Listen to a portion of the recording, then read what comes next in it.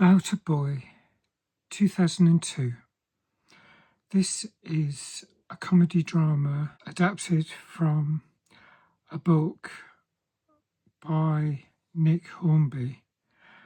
I've come across Nick Hornby before. He has produced a lot of football-related films. As the title suggests, it's a story about a boy who's pre-teenage. The protagonist is played by Nicholas Hoult. The other protagonist is Hugh Grant, who I think this is one of my favourite of his films.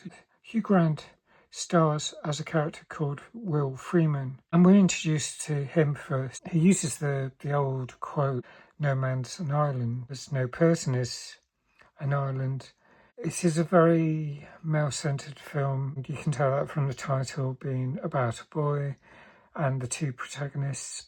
I kind of, in a way, like he says that he can be an island. People can be islands now because it's really possible to be self-contained. He's child-free and he's living the kind of life he really likes, and he's fairly cool. He's pretty cool. Looks good. I guess he's got fashion sense. I wouldn't know really, especially for the early noughties. He's fairly likeable, apart from how he's deceitful towards women. He recognises that he's a bit too much, but he's often a bit economical with the truth with them. His friends says that his life is a disaster and he hasn't settled down. It's all of the sort of things that often an older generation will say to you, when you can settle down and have kids and that sort of thing. It's very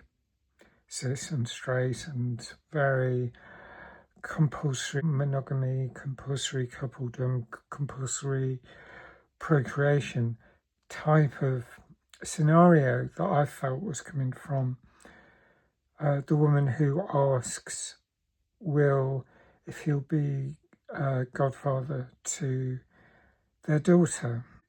He declines anyway. I think fair enough. However, then he comes across this group called SPAT, and it's a single parenting support group, where they're supporting each other together, hence the acronym. It's all women until Will turns up and he lies about having a young child. Spins this yarn. Some of the women are probably already a bit suspicious. Quite a few take on board what he's saying. One even holds his hand in support by the end of his little spiel. And, at this point you think, he's really going to get found out. I watched this film when it first came out in the cinema with a friend, and we both really liked this film. It shows up a lot of the flaws in the ways of thinking of men, and he hasn't fallen down the toxic masculinization route that is so worrying today, but he just liked playing the field. We are introduced, it sort of segues between Will and Marcus, who is 11 years old. I think he's in school and he's been bullied. He's not cool. He's probably got all DHD or ADHD, maybe ADHD and autism. And he's not aware that he sings, and this causes him to be bullied. Even some nerdy lads, geeky lads, do say, please can you stop hanging about with us because we're now being targeted by the bullies. I mean, he takes everything in stride really. Well, he doesn't like it, but he's got bigger problems to deal with, such as his mother, who is depressed, clinically depressed, contact warning. She attempts suicide. So once again that comes up, and once again people use the word commit, which is, but this is 25 years ago, nearly 23, 24 years ago.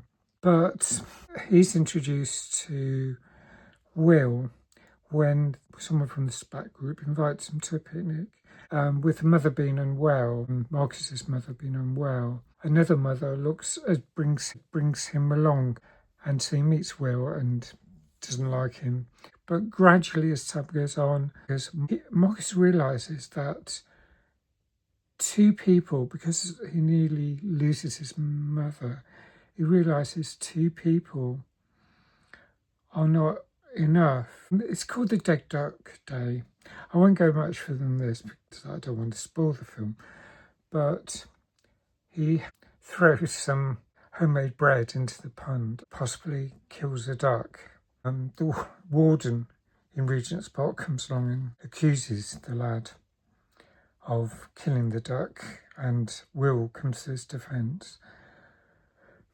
That is also the day that they all turn up at Marcus's home and find his mother in a state that she needs to go to hospital. It's a pretty serious, heavy situation. Will goes home, but Marcus figures out that two is not enough in a family and could be all on his own if things turn out badly. So he figures out a plan of getting Will together with his mum. But Will finds someone else. So there's a lot of awkward complications. Rachel Weisz plays Rachel. Toni Collette plays Fiona, who's Marcus's mum. I love the acting in this, but it's got a serious subject. But I think it's done really sensitively, fairly well, with a lot of humour. So that's no mean feat, I would say. And it's shot in Arsenal, around Highbury, Clerkenwell, Bayswater. Love spotting London places in films. I saw this film in the cinema with a friend, and we liked it a lot then.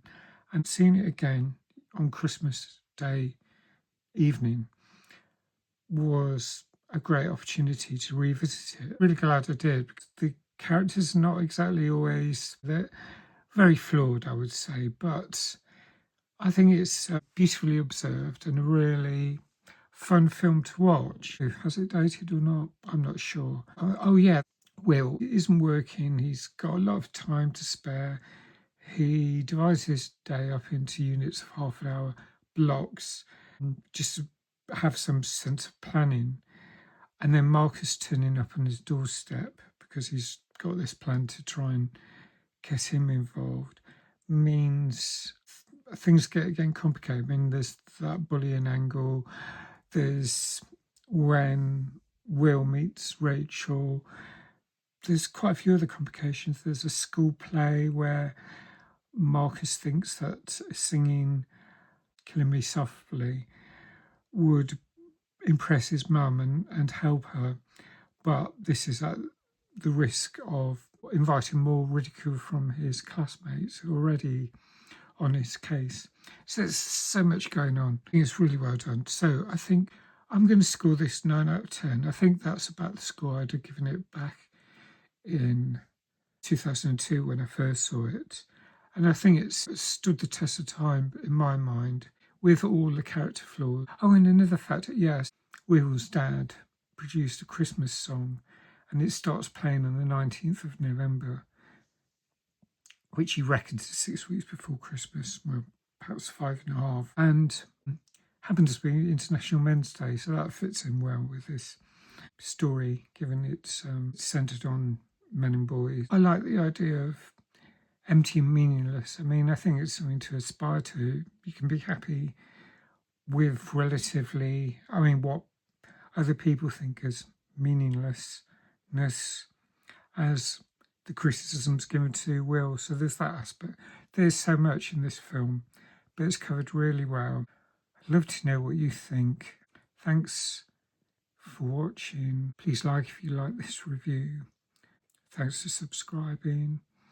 Hit the notification button, and I hope to see you again soon. Ta-ra for now.